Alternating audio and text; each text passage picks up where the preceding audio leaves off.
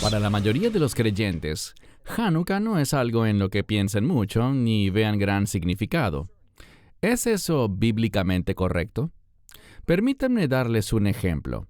En el libro de Juan capítulo 10, verso 22, vemos algo. Vemos que el propio Yeshua, es decir, el Hijo de Dios, nuestro Señor y Salvador, subió específicamente a Jerusalén para observar la fiesta de Hanukkah. Y eso nos dice algo.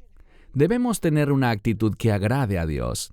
Lo que agrada a su Hijo y lo que es significativo para Él, también debe ser significativo para nosotros. Lo que vamos a ver es esto. Vamos a mirar un lugar en la palabra de Dios, la profecía de Ageo. Y vamos a ver que dentro de esta profecía tenemos muy buenas noticias acerca del establecimiento del reino de Dios. Lo que necesitas entender, y todo creyente necesita entender, es que Hanukkah habla de un cambio donde los imperios y los gobiernos del mundo van a ser derrocados. Y esa palabra derrocar puede tener la implicación de un reemplazo. ¿Y qué va a reemplazar a todos estos gobiernos e imperios del mundo? El reino de Dios. Por eso el Mesías vino al mundo. Si comparamos, por ejemplo, el mensaje que proclamaba Juan el Bautista con el primer mensaje de Yeshua, eran iguales. Ambos dijeron, arrepentíos, porque el reino de los cielos se ha acercado. Y ese reino de los cielos está relacionado con el establecimiento del reino de Dios. Debemos estar listos. Y cuando miramos otro lugar de la Escritura, estoy hablando de Daniel capítulo 12, vemos algo. Hacia el final de este capítulo, encontramos que el Mesías habla acerca de un período de tiempo. Dice, bienaventurado, y esa palabra bienaventurado significa feliz. Habla de un contentamiento que viene del cumplimiento de la voluntad de Dios. Así que dice, bienaventurado el que llegue a los 1335 días.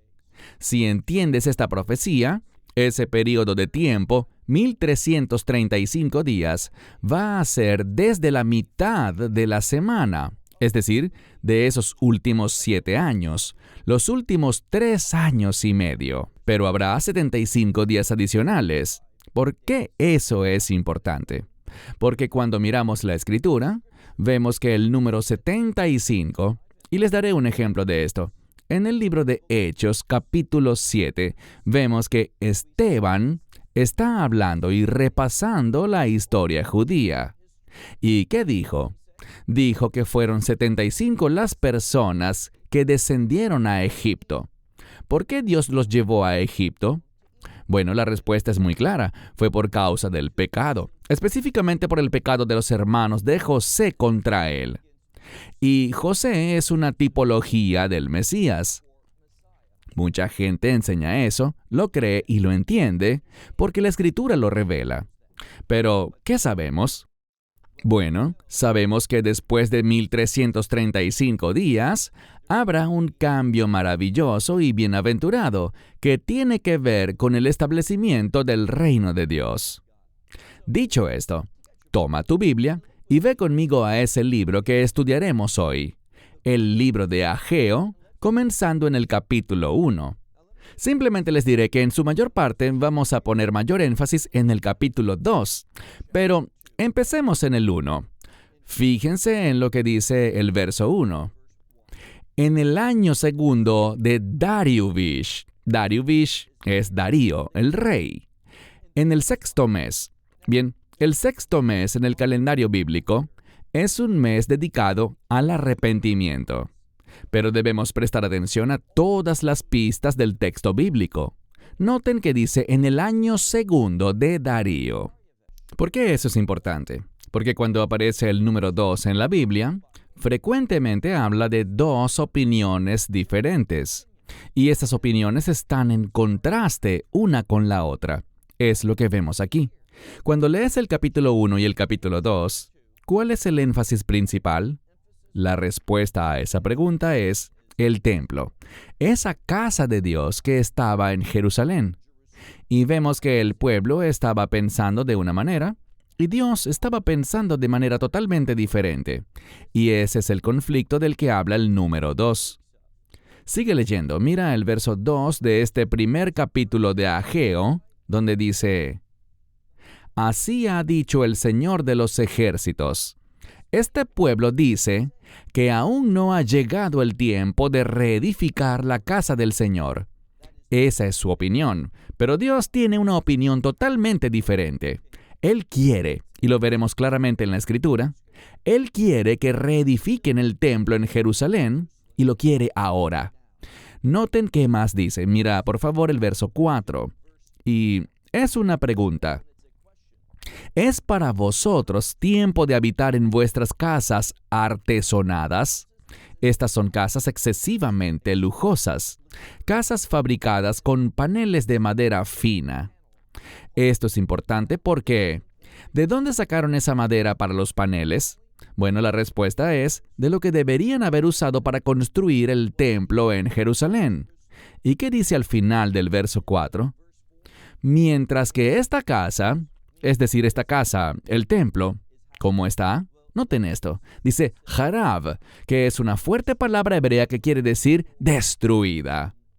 Así que el pueblo está viviendo en casas muy lujosas, pero encontramos que la casa de Dios, el templo, está destruido y en ruinas.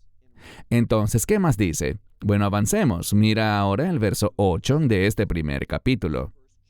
Dios le da un mandamiento al pueblo y dice: Subid al monte, traed madera y reedificad la casa. Así que dice, subid al monte. Ahí es donde estarían los árboles. Y dice, traed madera para que mi casa sea reedificada. Así que, sin ninguna duda, estamos hablando de que el énfasis de este libro de Ageo está en el templo, y Dios quiere que sea reedificado. Fíjate lo que dice, mira ahora el verso 10.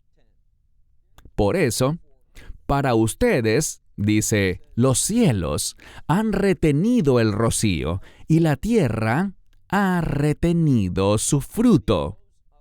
Bien, si eres buen estudiante de los profetas, especialmente de los profetas menores, verás esto frecuentemente. Vemos cómo si Dios no está complacido con el pueblo, ¿qué sucede? No hay lluvia. En este caso no hay rocío. El rocío y la lluvia son bendiciones de Dios.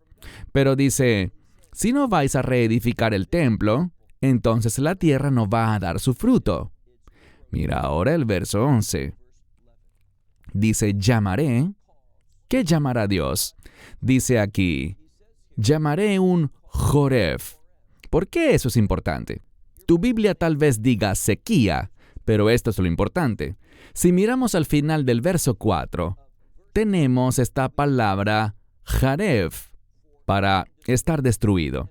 Y vemos esa misma palabra en una construcción gramatical diferente, pero es la misma palabra, esta que tenemos en el verso 11, donde dice, llamaré, podríamos decir, destrucción, sobre la tierra y sobre los montes, sobre el trigo, sobre el vino nuevo, sobre el aceite, sobre lo que produce la tierra, sobre los hombres y las bestias. Y toda, dice aquí, toda obra, todo este duro trabajo de vuestras manos no será fructífero. Lo que Dios está haciendo es esto, es darle al pueblo un ultimátum, una advertencia final. ¿Cuál será? Que si el pueblo no reedifica el templo, ¿qué sucederá? Dios no los bendecirá y la tierra no producirá nada para sostener la vida. Este es un llamado urgente para que este templo sea reedificado. Bajemos al final del verso 13. Él dice todo esto, mas luego brinda ánimo. Dice, yo estoy con vosotros, declara el Señor. Esa expresión declara el Señor, o como dice en hebreo, Neum Adonai, nos está diciendo que hay una promesa. Dios está haciendo una promesa al pueblo, que si hacen esto, Dios estará con ellos. Y esta palabra con está ligada a la redención. No solo una redención de la tierra de Egipto, o en este caso, de la tierra de Babilonia, sino que estamos hablando de algo mayor, porque este concepto de redención habla de victoria, habla de restauración y principalmente de una restauración a la voluntad de Dios.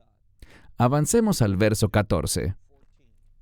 De nuevo, si el pueblo se humilla, si el pueblo hace lo que Dios le está mandando hacer, ¿qué va a hacer Dios? Mira el verso 14. Y despertó el Señor el espíritu de Zorobabel, hijo de Salatiel, gobernador de Judá, y el espíritu de Josué, hijo de Josadac, sumo sacerdote, y el espíritu de todo el remanente del pueblo, y vendrán y harán la obra en la casa del Señor, es decir, en el templo del Señor de los ejércitos, su Dios. Dios está haciendo una promesa. Si hacen esto, Dios va a moverse espiritualmente, y ese movimiento espiritual de Dios va a traer un buen resultado. De hecho, va a traer un resultado maravilloso, un resultado asombroso. Me gustaría avanzar ahora al capítulo 2, pero antes de hacerlo, quiero que aprendamos algo acerca del estudio bíblico. Cuando te topas con el nombre de un lugar o el nombre de una persona, debes detenerte, buscar ese nombre y ver qué significa, porque muchas veces ese nombre es muy informativo para ayudarnos a entender el contexto del pasaje que estamos estudiando. ¿Cómo se llama esta profecía en hebreo? Haggai. Ahora, si yo dijera Haggi, sería mi fiesta, pero encontramos aquí que es Haggai, que significa mis fiestas, en plural. Y esto significa que hay al menos 2 fiestas de las que Dios hablará en esta profecía. Ya estamos listos para el capítulo 2, y noten que se menciona una de esas fiestas. Leamos ahora el capítulo 2, verso 1, donde dice: en el séptimo. Y todos están de acuerdo en que aquí estamos hablando del séptimo mes. Sabemos que en ese séptimo mes hay numerosas fiestas bíblicas, lo que podríamos llamar los Moadim, o días señalados del Señor. Fíjate qué dice. Todo en la Escritura está provisto para darnos mejor entendimiento de los propósitos de Dios, sus planes y su revelación dentro del texto bíblico. Dice, en el séptimo, a los 21 días del mes, la palabra del Señor vino por medio de Ageo. Esta expresión, veyad, o en la mano de, habla de autoridad. Dios estaba dando autoridad a Ageo como su profeta para hablar estas palabras. Y fíjate cuándo lo hizo, a los 21 días del mes séptimo. Ese es un día significativo. Es el último día de la fiesta de los tabernáculos. A ese último día de la fiesta de los tabernáculos lo llamamos Hoshana Rabbah. ¿Qué significa eso? Bueno, Hoshia es una palabra que significa Él ha salvado. Esta salvación habla de restauración. También habla de victoria. Y en última instancia, esa salvación y victoria, a través de la obra redentora de Dios, va a dar como resultado el establecimiento del reino. Así que es Hoshia. Y luego tenemos la palabra na, Hoshana, que significa sálvanos ahora. Hay un énfasis en esta palabra na, que significa por favor. Así que el pueblo está clamando, sálvanos, por favor. Y la implicación es, por favor, Señor. Esta salvación, y noten la última palabra, Hoshana Rabbah. Rabbah es grande. Así que está hablando del deseo de que Dios salve al pueblo y los restaure a una posición de victoria. Permítanme hacer una pausa y simplemente recordarles que Hanukkah se trata de victoria. ¿Por qué lo digo? Porque si volvemos al significado básico de Hanukkah, la palabra es dedicación. Algo va a ser dedicado y esa capacidad de dedicar viene a través de una victoria. ¿Qué victoria? La del pueblo judío sobre el imperio griego. Cuando lo miramos históricamente vemos algo. Vemos que ese imperio griego era muy poderoso y conquistó tierra tras tierra, imperio tras imperio. Pero por alguna razón, les diré cuál es, no pudieron ser victoriosos sobre Israel. ¿Por qué? Bueno, aquí está el gran milagro de Hanukkah. Mucha gente piensa que el milagro fue la victoria del pueblo judío sobre los griegos, pero no es así. El milagro fue el aceite que ardió durante 8 días, cuando debería haber bastado solo para un día. ¿Por qué eso es importante? Porque muestra la presencia de Dios. La menorá, cuando está encendida, le recuerda al pueblo la presencia de Dios con ellos. Así que este milagro se hizo para recordarles que esta victoria sobre el imperio griego vino por la presencia de Dios, que Dios estaba con su pueblo. Avancemos. Leamos ahora el verso 3 del capítulo 2. Y es aquí donde empieza a ponerse muy significativo y muy interesante. Mira el verso 3, donde dice: ¿Quién ha quedado entre vosotros que haya visto esta casa? ¿Cuál casa? Está hablando del templo.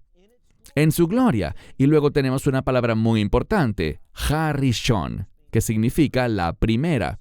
El énfasis aquí está en el primer templo. Entendamos que en este momento, en el capítulo 2 de Ageo, en este momento el templo ya ha sido reedificado por el pueblo. Han aprendido de su error. Están poniendo a Dios primero. Subieron al monte, trajeron la madera y ciertamente construyeron el templo, el segundo templo. Pero aquí está el problema. Noten lo que está diciendo. Mira otra vez el verso 3. ¿Quién ha quedado entre vosotros que haya visto esta casa, es decir, este templo, en su gloria? ¿Cuál templo? El primero. Y ahora hace una pregunta. Dice: ¿y qué ven ustedes ahora? Seguramente como está, es como nada ante vuestros ojos. Es decir, ese segundo templo que fue construido era inferior en gloria comparado con el primer templo que edificó el rey Shlomo o Salomón. No hay otra manera de ver esto. Es de lo que Dios está hablando. Así que el segundo templo que el pueblo acaba de construir es notablemente inferior en cuanto a la gloria de Dios comparado con el primero. Fíjate cómo termina el verso 3. Kei ein vei anechem, que significa, no es como nada ante vuestros ojos. Pero fíjense, hay una palabra de ánimo. Dice, pues ahora, y esta palabra ahora es atá en hebreo, que tiene un sentido de urgencia. Dios está en esto, y Dios se va a mover poderosamente. Noten lo que dice. Y ahora ciertamente, dice aquí, sé fuerte, Zorobabel, declara el Señor. Y no solo Zorobabel, sino que dice, esforzaos, Josué, hijo de Josadac, sumo sacerdote. Esforzaos, todo el pueblo de la tierra. Esta es la tierra de Israel, declara el Señor. ¿Y qué más dice? Háganlo porque estoy con vosotros. Es decir, hagan esto porque yo estoy con vosotros, declara el Señor de los ejércitos. ¿Qué se supone que hagan ellos? Bien, vamos a ser muy específicos al respecto en un momento. Ellos tienen que hacer algo con respecto al templo.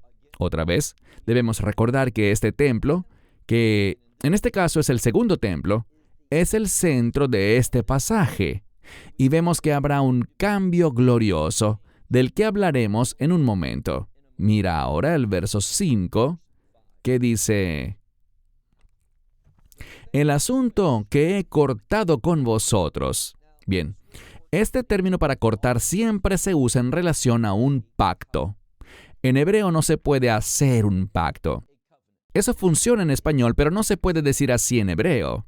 Cuando hablamos de hacer un pacto, se dice cortar un pacto. ¿Por qué? Porque se requiere sangre. Mira otra vez el verso 5. El asunto que corté con vosotros cuando salisteis de Egipto y mi espíritu estaba en medio de vosotros, no temáis. ¿Qué quiere decir con todo esto? Habla de la salida de Egipto, y Dios le hizo al pueblo una promesa. ¿Cuál promesa?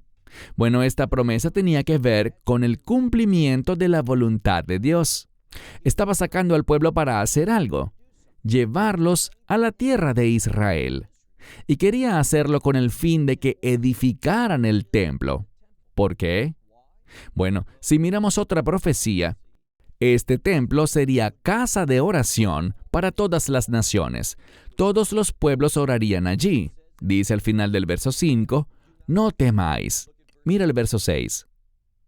Porque así dijo el Señor de los ejércitos, de aquí a poco, yo, y noten, es el término hebreo mar-ish. La mayoría de las Biblias lo traducen como temblar, pero si lo examinas de manera literal, este término ra'ash, ese es el sustantivo que se forma del verbo, significa un ruido. Y este ruido simbolizará un cambio. Así que yo lo entiendo, Dios se moverá poderosamente, eso causará una gran revuelta para el mundo entero. Pero el resultado será maravilloso. La mayoría de las Biblias incorrectamente dicen que haré temblar los cielos y la tierra, el mar y la tierra seca. Pero lo que Dios hará es hacer un gran ruido, y al mundo no le gustará ese ruido. No le gustará lo que representa. Pasemos al verso 7. Dice otra vez, haré un gran ruido sobre todas las naciones. Y nota este cambio. Y ellos vendrán, y ellos traerán lo deseado de las naciones. ¿Y qué harán? Bueno, recuerden el contexto. Estamos hablando del segundo templo, el que el pueblo acaba de construir. ¿Y qué se dijo de él? Que era inferior. Le faltaba la gloria que tenía el primer templo. Pero Dios hará un cambio. Por eso dice, no temáis. Él hará un cambio redentor maravilloso. ¿Qué es la redención? Es la restauración a la voluntad de Dios. ¿Qué dice aquí? Voy a hacer este gran ruido, y todas las naciones vendrán, y traerán las cosas deseables de todas las naciones, y llenarán mi casa. Esta casa, fíjense, dice, yo llenaré, Dios lo hace personal, yo llenaré esta casa, o este templo, ¿con qué? Con gloria, dijo el Señor de los ejércitos. Noten que dice, dijo el Señor de los ejércitos. Esto nos dice que estamos hablando de una promesa maravillosa. ¿A qué se relaciona? Bueno, ya se nos dijo, si repasas el capítulo 2, verso 1, este día 21 del séptimo mes, este día que se conoce como Hoshana Rabbah, esta gran salvación, esta gran victoria. ¿Cuál será la victoria? Bueno, vamos a descubrir que es el establecimiento del reino de Dios. Bajemos ahora al versículo 9. En el versículo 9 del capítulo 2 vemos un cambio. El énfasis en el verso 3 estaba en el primer templo. Mirando el primer templo, en comparación con el segundo templo, ¿qué aprendimos? Bueno, que el segundo templo era nada a los ojos del pueblo comparado con el primero. Le faltaba algo, pero Dios iba a cambiar esto. ¿Y a quién iba a cambiar? Iba a cambiar a las naciones. ¿Por qué lo digo? Porque las naciones van a responderle a Dios. Van a entender su error. ¿Y cuál es su error principal? La idolatría, una práctica que siempre se relaciona con el egoísmo. La gente practica la idolatría porque quieren hacer su propia voluntad en vez de la voluntad de Dios. Así que se vuelven a otros dioses, porque lo que Dios quiere, lo que es su voluntad, no es lo que ellos quieren. Por tanto, se van tras esos dioses falsos, esos ídolos. Pero noten lo que dice el verso 9. Grande será la gloria de esta casa. ¿Qué casa? Bueno, hay un cambio. No estamos hablando del primer templo, no estamos hablando del segundo templo. ¿De cuál estamos hablando? Mira otra vez el verso 9.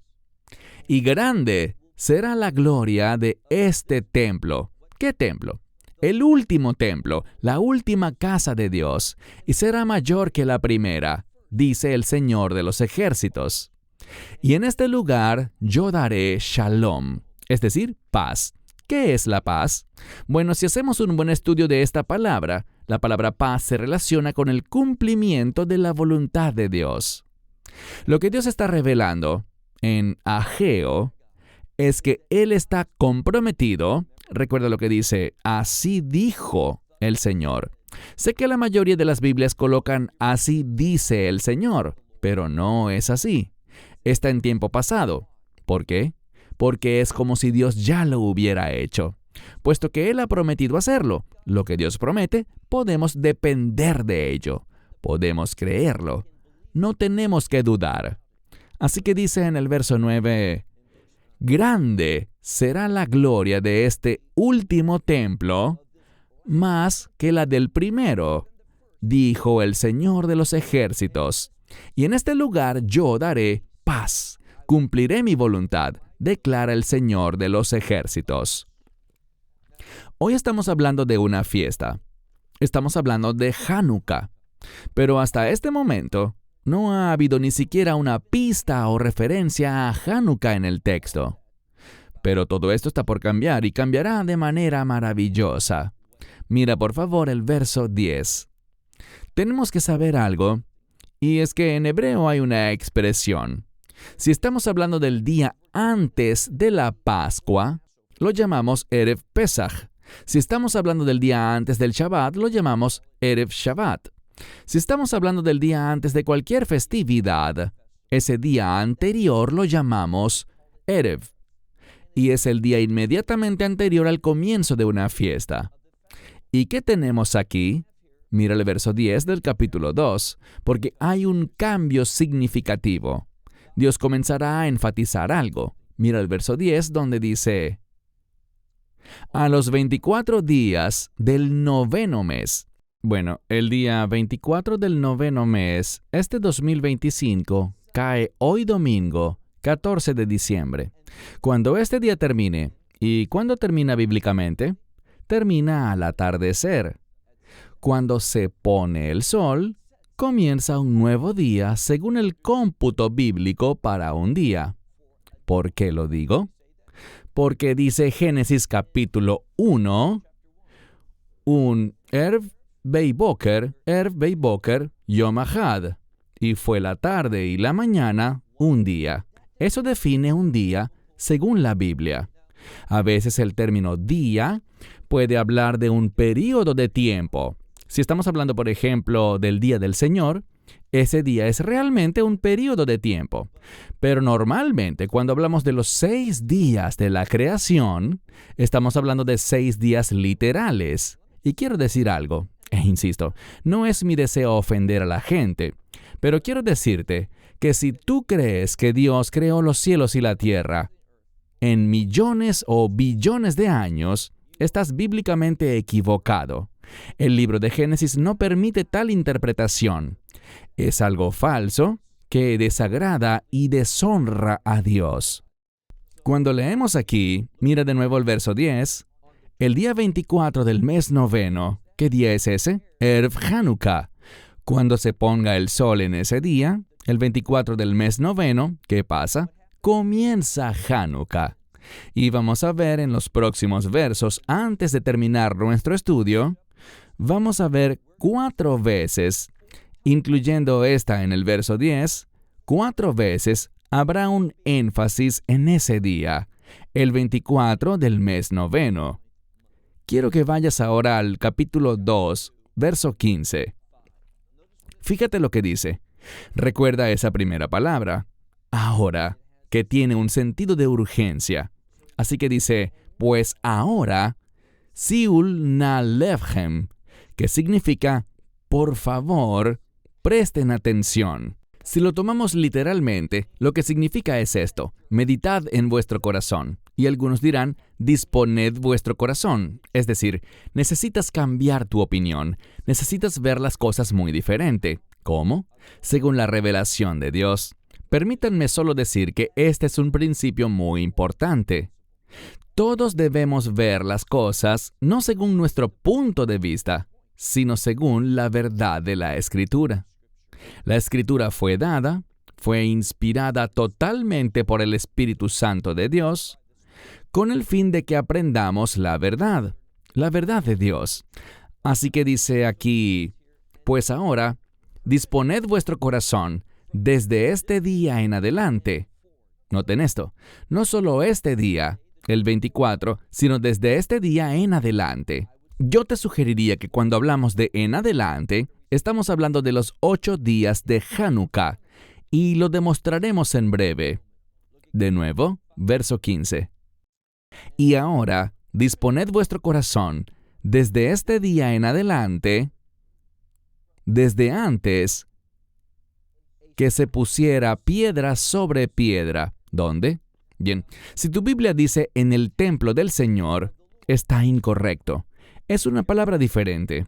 ¿Qué palabra hemos estado usando para el templo? Bueno, una y otra vez en el capítulo 1 y en la primera mitad del capítulo 2, la palabra que se ha usado es la palabra Habait. Literalmente Habait, Hasei, esta casa. Y por supuesto estamos hablando de la casa de Dios o el templo. Pero ahora vemos un cambio. Y cada palabra está inspirada por el Espíritu Santo y debemos analizarla. No puedes confiar solo en lo que los traductores te dan, porque muchas veces los traductores son perezosos. No traducen, solo aceptan lo que ya fue provisto para ellos, comúnmente por un editor que ya ha determinado lo que quiere que la Escritura diga. Noten lo que dice aquí. Dice, pues ahora, disponed vuestro corazón, por favor, desde este día en adelante, desde antes que se ponga piedra sobre piedra. ¿Dónde? Ve Jejal Adonai. La palabra aquí es Jejal. ¿Por qué esto es importante? Jejal no significa templo. Es una palabra que significa, o es un sinónimo de Devir Habait. Devir Habait es una designación para nombrar el Kodesh HaKodeshim, es decir, el lugar santísimo. Así que hay un cambio. Lo que se está enfatizando aquí es el lugar santísimo y no el templo en un sentido general, sino el lugar santísimo en un sentido muy específico. Pasemos al verso 18. Miren lo que dice aquí. Estábamos en el verso 15, pero ahora bajaremos un par de versos para leer el versículo 18. Dice así. Una vez más la misma expresión. Disponed, por favor, vuestros corazones desde este día en adelante, desde el día 24 del mes noveno, desde el día en el que, y noten, se nos da más información, el día en que el cimiento, y otra vez, no es la palabra bait o habait de zei, esta casa o este templo, sino que tenemos esa misma palabra, Jejal Adonai, desde el lugar santísimo, prestad atención. O sea, disponed vuestro corazón, fijad vuestro corazón en ese día. Y noten cómo lo dice aquí otra vez en el verso 18. Disponed vuestro corazón, por favor, desde este día en adelante, desde el día 24 del mes noveno, desde el día en que se echó el cimiento del santuario del Señor, o del lugar santísimo del Señor. Prestad atención. ¿Por qué dice eso? Está hablando de un cambio que va a suceder. ¿Y cuál es ese cambio? Bueno, pasemos al verso 20 en este mismo capítulo 2. Leemos. Y vino la palabra del Señor por segunda vez a Ageo. ¿Cuándo? Bueno, el mismo día, a los 24 días del mes. Y otra vez, hemos estado enfatizando el día 24 del mes noveno, que es Erev Hanukkah. Al atardecer, comienza Hanukkah. Y recuerden ese término, desde este día en adelante. Ese ha sido el énfasis de Ageo al hablar de ese día. Así que no está enfatizando solo el 24, sino a partir del 25 y más allá. Ahora, ¿qué se hizo? Bueno, si volvemos a ese primer verso, el verso 15, dice, antes que se pusiera piedra sobre piedra, en el lugar santísimo, nos dice que prestemos atención a esto. Pero ahora cuando vemos el versículo 18 dice, prestad atención, por favor, desde este día en adelante, desde el día 24 del mes noveno, desde el día en que... Y aprendemos algo más. No solo habla de una piedra puesta sobre otra piedra, sino que el énfasis está en la colocación del cimiento. E insisto, no del templo, sino que, si lo examinas, Jejal Adonai es el lugar santísimo, y nos dice que prestemos atención. ¿Por qué? Bueno, cuando el reino de Dios sea establecido, algo va a pasar. Todos sabemos algo. En el libro de Zacarías, capítulo 14, sabemos que el Mesías regresa. Estamos hablando del final de su segunda venida. ¿Dónde aterrizará? Bueno, Zacarías nos dice en el capítulo 14 que aterrizará en el Monte de los Olivos. ¿Y qué hará? Bajará del Monte de los Olivos, cruzará el Valle del Cedrón, pasará por la puerta oriental y, eventualmente, él mismo en persona entrará en el lugar santísimo. Y cuando esto suceda, habrá un cambio maravilloso. ¿Cuál cambio? El establecimiento del reino de Dios. Todo esto puede ser respaldado por el Nuevo Testamento. ¿Por qué lo digo? Bueno, mira ahora una escritura a la que aludí antes. Ve conmigo a Juan, capítulo 10. El libro de Juan, capítulo 10. Quiero que empecemos a leer en el versículo 22, donde dice: Y en aquel tiempo se celebraba en Jerusalén la fiesta de Hanukkah. Tu Biblia tal vez diga la fiesta de la dedicación, y es porque eso es lo que Hanukkah significa, dedicación. Luego nota cómo termina el verso 22. Era invierno. Bueno, este es el tiempo en el que estamos ahora. Hanukkah es una fiesta de invierno. Avancemos, dice aquí. Cuando Yeshua andaba, pero es interesante. Esta palabra para andar implica andar de un lado a otro, casi como paseando. ¿Y dónde estaba él? Bueno, él estaba en el templo, pero noten, dice algo. Beulam Shlomo. Eso significa en el pórtico de Salomón. ¿Qué es eso? Bueno, eso es bíblicamente hablando. Cuando lo miramos en hebreo, ese término para el pórtico de Salomón tiene que ver con el lugar donde los reyes adoraban. Ese sería el pórtico de Salomón. ¿Por qué? Porque era el lugar más cercano al lugar santísimo al que alguien que no fuese sacerdote o levita podría llegar. Y es allí donde el Mesías estaba. ¿Y qué pasó? Dice que los fariseos lo rodearon y le dijeron: Ad matai, ¿hasta cuándo tendrás nuestras almas en suspenso? Si tú eres el Mesías, dínoslo abiertamente. Bueno, lo que querían no eran palabras, sino evidencias. Ahora, es tiempo de Hanukkah. ¿Cuál es la expectativa? Que el Mesías aparecería en Hanukkah, entraría en el lugar santísimo y comenzaría el reino de Dios. Eso va a suceder un día. ¿Cuándo? Llegaremos a eso antes de terminar. Vemos aquí que el Mesías dice: os lo he mostrado abiertamente, os he hablado de esto. Los milagros que he hecho, todos confirman mi identidad, pero no es el tiempo para él de entrar al templo, de entrar al lugar santísimo y comenzar el reino de Dios. Eso vendrá después. Miremos juntos nuestra escritura. Pasemos al verso 21. Ageo, capítulo 2, versículo 21. Noten lo que dice. Habla a Zorobabel, gobernador de Judá, diciendo, y tenemos esta misma expresión, Ani Mar-ish. No es yo estoy sacudiendo, sino literalmente yo estoy haciendo este gran ruido, esta conmoción, tanto en los cielos como en la tierra. ¿Por qué eso es tan importante? Bueno, siempre que encontremos esta expresión, los cielos y la tierra, debemos pensar en la creación. Encontramos en Génesis 1, en el principio creó Dios los cielos y la tierra. Bueno, Él hará una segunda obra de creación. ¿Cuál será? El establecimiento del reino de Dios. De eso estamos hablando. Y Ageo lo va a dejar muy claro en un momento. Mira otra vez el verso 21. Dice, a mitad de ese verso, leemos. Y yo causaré un gran ruido o conmoción en los cielos y en la tierra. ¿Y qué va a hacer? Bueno, es lo que ya aludí. Mira el verso 22.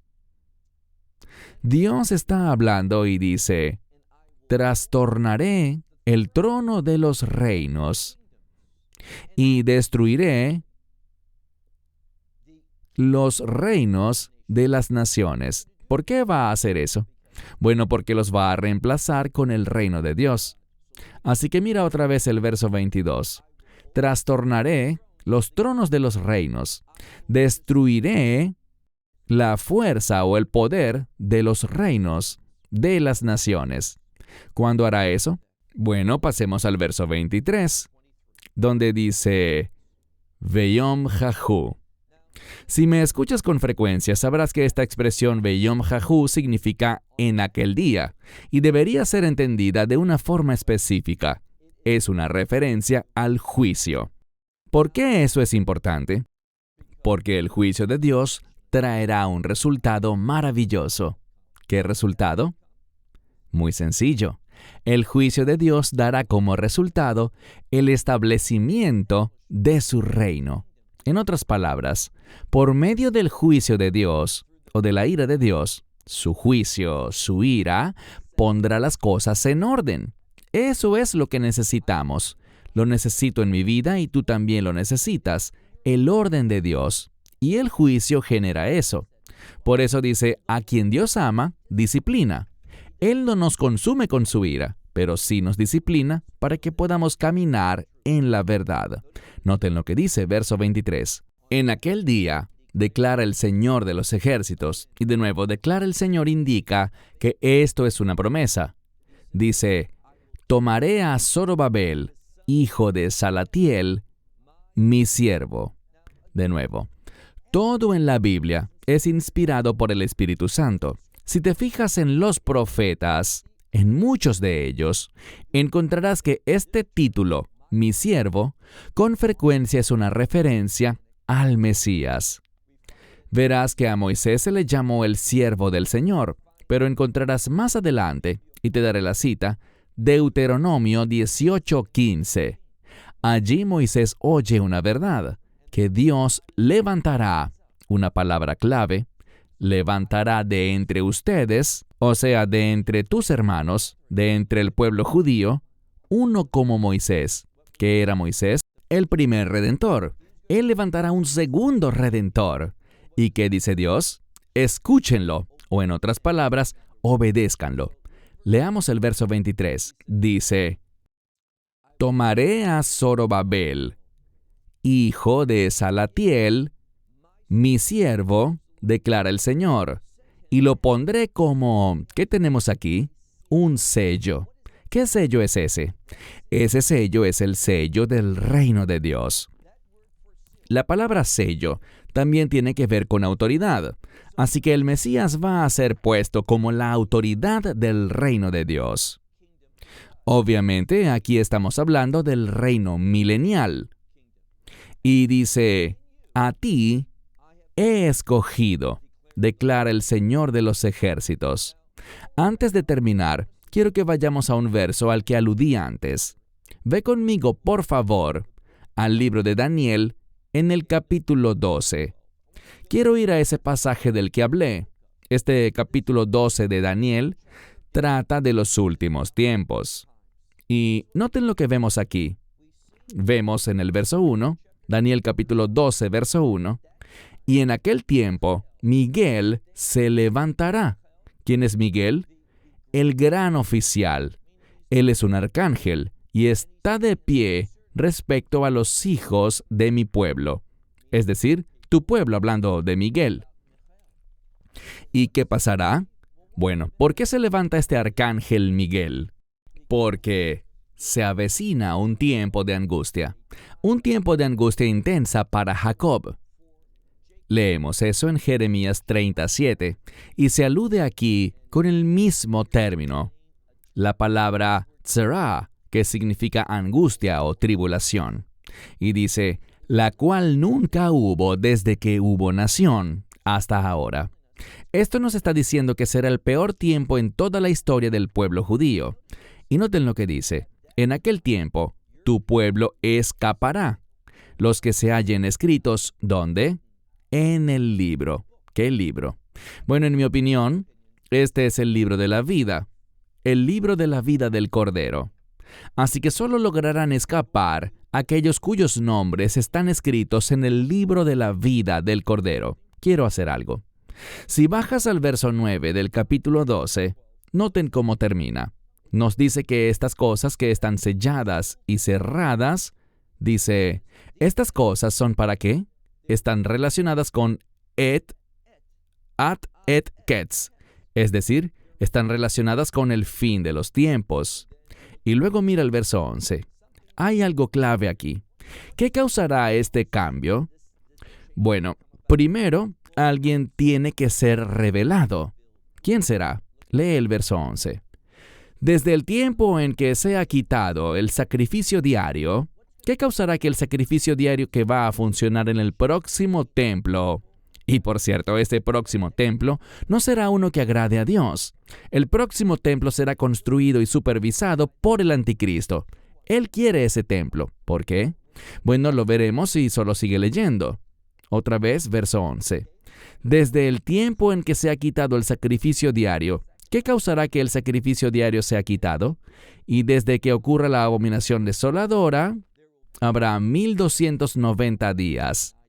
Bien, aquí hay 30 días adicionales. Normalmente esperaríamos 1260 días, que son 42 meses o 3 años y medio. Pero encontramos algo diferente. En lugar de ese número que vemos, por ejemplo en Apocalipsis capítulo 11, tenemos un número diferente aquí. Tenemos 1290 días.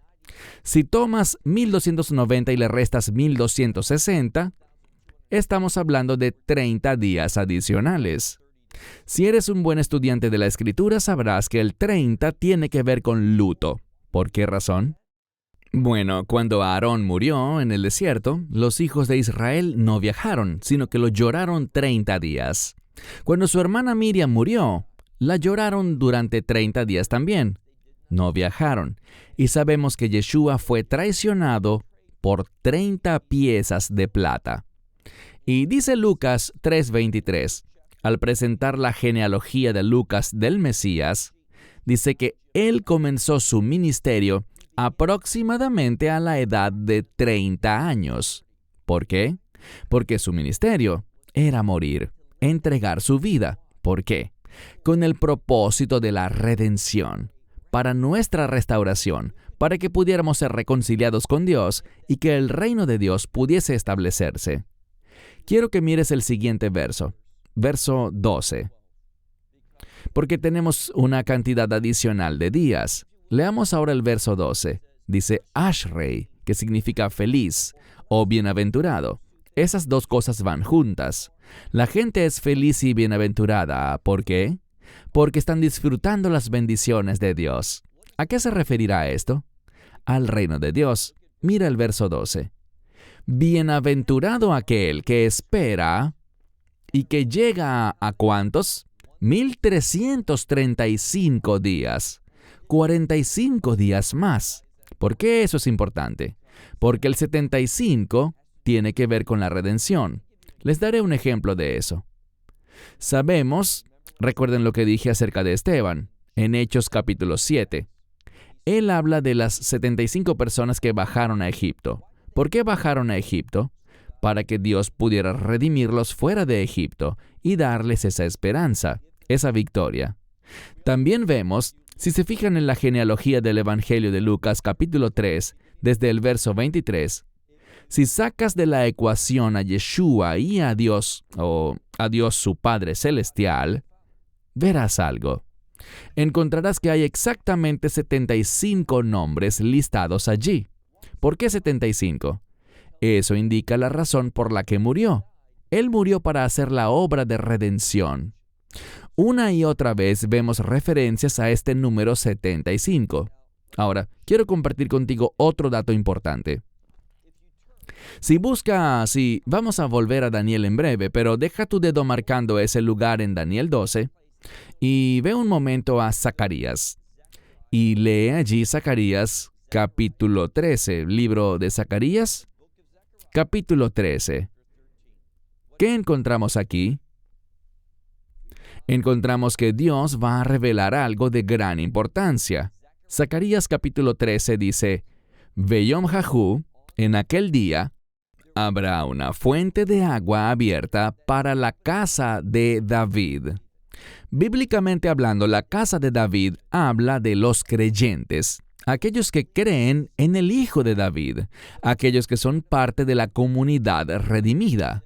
Dice el capítulo 13, verso 1, en aquel día habrá una fuente de agua abierta para la casa de David y para los habitantes de Jerusalén. ¿Para qué? Para pecado y para impureza. Literalmente, esto habla de hacer puro al que es impuro. Está hablando de nida. Nida significa alguien impuro, pero este pasa por un proceso para ser purificado. ¿Para qué está esa agua allí? Bueno, porque van a una inmersión. Y la importancia de esto radica en que la inmersión apunta a la muerte, sepultura y resurrección del Mesías. Tal vez no lo sepas, pero el número que hemos estado enfatizando es el 75. Y cada año, desde el día de la expiación hasta Hanukkah, hay exactamente 75 días. ¿Por qué eso es importante? Bueno, si vamos a Daniel capítulo 12, fíjate lo que dice de nuevo en el verso 12. Daniel 12:12. Bienaventurado el que espere y que llegue a 1335 días. ¿Por qué? Porque este número se refiere al establecimiento del reino de Dios. Para eso el Mesías fue enviado al mundo. Fue enviado aquí para hacer la obra de redención. ¿Cuándo hizo esa obra? En la Pascua. Y lo que aprendemos es esto: que Dios nos va a perdonar completamente de todos nuestros pecados. Todos nuestros pecados serán olvidados. Cuando Él mira a un creyente, sea judío o sea gentil, no hay diferencia. Cuando Él ve a alguien que ha aceptado el Evangelio, cuando mira a esa persona, Él ve la mismísima justicia de su Hijo. Podemos tener confianza. Todos nuestros pecados fueron perdonados. Todos ellos fueron olvidados. ¿Dónde enseña eso la Biblia? En el anuncio del nuevo pacto hecho en Jeremías 31, donde dice, y nunca más me acordaré de su pecado. ¿Por qué no se acuerda? Porque los olvidó. Todos nuestros pecados están perdonados y olvidados, y nos convertimos en la justicia del Mesías. ¿Por qué? Bueno, una de las cosas que dice Pablo es que los que están en el Mesías se convierten en la justicia de Dios. ¿Cuán justo es Dios? Perfectamente justo. Así que nunca dudes de tu salvación. Ten fe. Para concluir, cuando miramos lo que la palabra de Dios dice acerca de Hanukkah, encontramos que el Mesías consideró que era lo suficientemente importante como para subir a Jerusalén con el fin de guardar esa celebración. Y cuando leemos Ageo, descubrimos que de acuerdo con Ageo y su fecha, para el 24 del mes noveno, Erev Hanukkah y hacia adelante, dice presten atención. ¿Por qué? Bueno, antes de que se hubiera construido el templo, desde antes de que se echaran los cimientos del lugar santísimo, antes de todo esto, Dios se movió. Él comenzó a obrar y a cumplir lo que prometió. ¿De qué hablo? Durante Hanukkah, vemos una correlación entre la palabra de Dios, la promesa de Dios y el establecimiento de su reino. La palabra de Dios es maravillosa. Dale reverencia. Sirve a Dios obedeciendo su palabra. Cuanto más inviertas en la Escritura, mayor beneficio vas a recibir. Cerremos con una palabra de oración. Padre, gracias por tu revelación. Te agradecemos por la verdad de la Escritura. Te agradecemos por lo que Hanukkah nos declara: restauración, salvación, victoria y gloria. Y por supuesto, esa gloria te pertenece a ti. Estamos agradecidos de que al caminar contigo y ser obedientes a tu Espíritu Santo, podemos manifestar tu gloria cuando nos comportamos con justicia. Así que, Padre, pon en el corazón de cada uno de nosotros mayor entendimiento para comprender la importancia de este tiempo señalado, conocido como Hanukkah. Que seas glorificado, que entendamos su verdad y que compartamos este mensaje de esperanza con otros. A ti sea la gloria, hoy y siempre, en el nombre de Yeshua. Amén. Esperamos que te hayas edificado con el mensaje de hoy y lo compartas con otros. Te invitamos a seguir nuestros estudios cada semana por este canal y por el portal de YouTube de Amarás a Israel. También puedes descargar nuestra aplicación móvil gratuita, Mi Estudio Bíblico. Finalmente, para obtener más información sobre nosotros, visita nuestra web amarasaisrael.org, donde encontrarás otras conferencias de Baruch en audio, video y texto. Hasta el próximo programa. Que el Señor te bendiga en Yeshua HaMashiach, Jesús el Mesías, mientras caminas con Él. Shalom desde Israel.